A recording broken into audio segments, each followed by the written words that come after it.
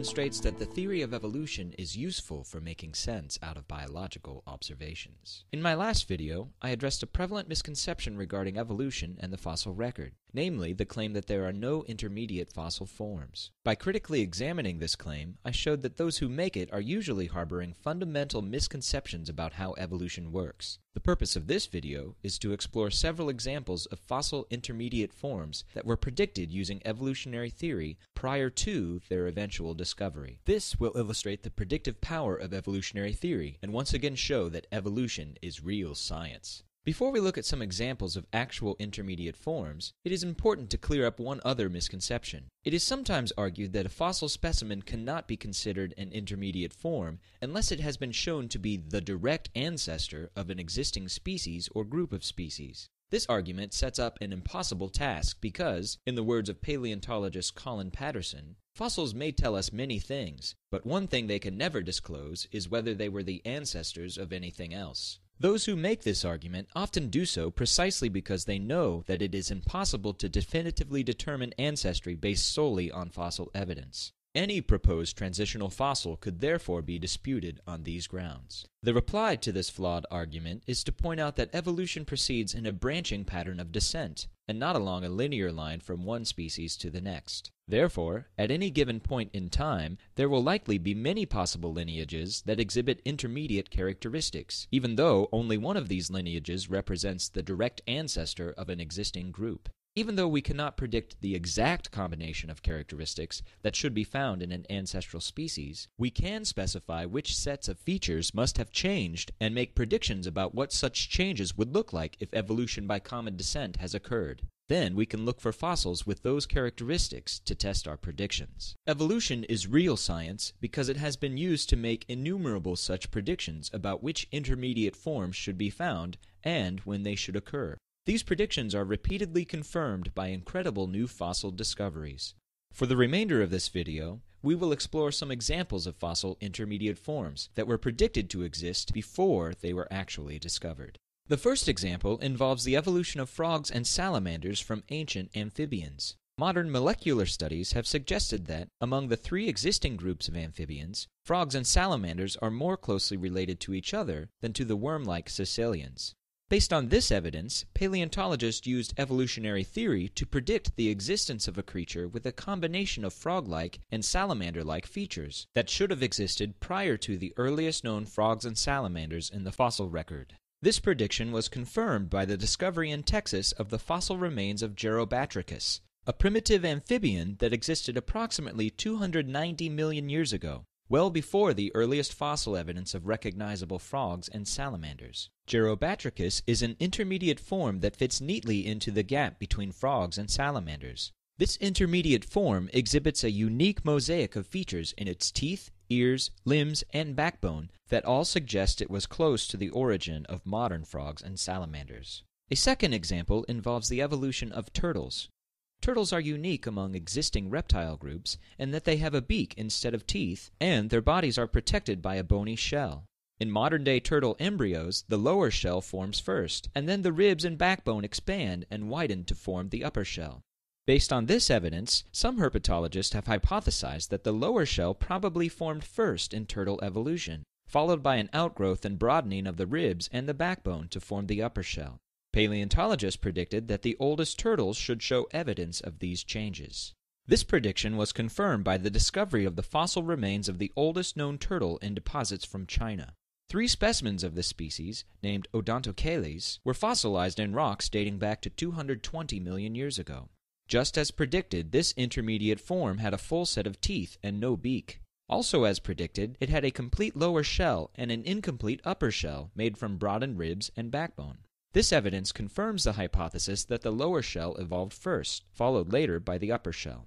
Our third example involves the evolution of snakes.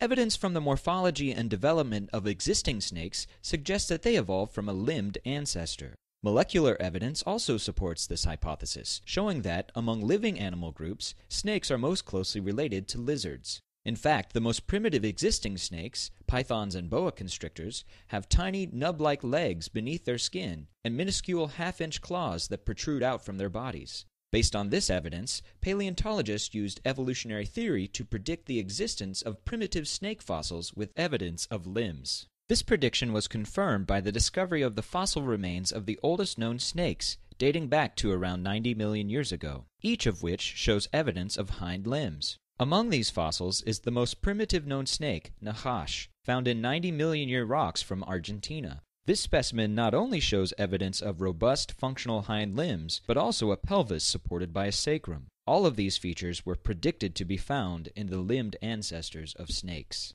The next example involves the evolution of bats. Bats are unique among mammals because of their ability to fly and their ability to echolocate. For quite some time, the oldest known bats in the fossil record showed evidence of both of these abilities. Using evolutionary theory, paleontologists predicted that they should find primitive bats with one of these abilities, but not the other. This prediction was confirmed by the discovery of Onychonicterus, the most primitive known species of bat, discovered in Wyoming and embedded in rocks that are around 50 million years old. Onychonicterus had an underdeveloped inner ear that suggests it was unable to echolocate. It also had short, broad wings with claws on all 5 fingers, longer hind legs, and a broader tail than modern bats. This evidence indicates that flying evolved first, and echolocation evolved later. A fifth example involves the evolution of flatfish, the group of fish that includes flounder, plaice, and halibut. All adult flatfishes have asymmetrical skulls, with both eyes located on one side of the head. This unique arrangement arises early in the life of every flatfish, when the symmetrical larva undergoes a metamorphosis to produce an asymmetrical juvenile flatfish. During this process, one eye actually migrates up and over the top of the head before coming to rest in the adult position on the opposite side. The development of this unique arrangement is such a significant transformation that paleontologists predicted evidence of this transition should be found in fossils of primitive flatfish. This prediction was confirmed by the identification of fossils that are the most primitive known flatfishes. These specimens, known as Amphistium and Heteronectes, were found in European limestone deposits dating back 50 million years. They show evidence of slightly asymmetrical skulls with eyes still on opposite sides of the head. Each of these specimens represents a predicted intermediate form between the peculiar eye arrangement in living flatfishes and the arrangement found in other fishes.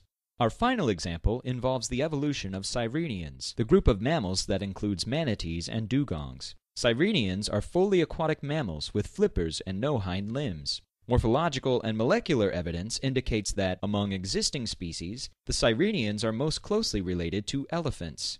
Based on this evidence, paleontologists predicted the existence of primitive sirenians with hind limbs. This prediction was confirmed by the unearthing of Pesosiren, the oldest and most primitive sirenian in the fossil record, which was found in 50 million year old deposits from Jamaica. Pesosiren was fully capable of walking on land, with 4 well-developed legs and a long tail. However, the details of its nasal opening and its thick ribs suggest that Pesosiren also spent much of its time in water. This evidence makes Pesosiren a clear intermediate form between land animals and fully aquatic sirenians. So, there you have it. Fossil discoveries, combined with evidence from morphological, genetic, and embryological studies of existing organisms, lead us to a powerful explanation of a large set of biological observations. But these 6 examples only scratch the surface. Other transitional fossil series include fossils documenting the evolution of amphibians from lobe-finned fish, the evolution of mammals from reptiles, the evolution of birds from theropod dinosaurs, the evolution of whales from hoofed mammals, the evolution of horses from 5-toed ancestors, and, of course, the evolution of humans from bipedal apes. The list of transitional fossil series truly goes on, and these observations only make sense using the real science of evolution. I'm Jeremy Moan. Thanks for watching my video. This video lesson has been brought to you by Stand Up for Real Science, a website devoted to defending the teaching of mainstream science in public school science classrooms.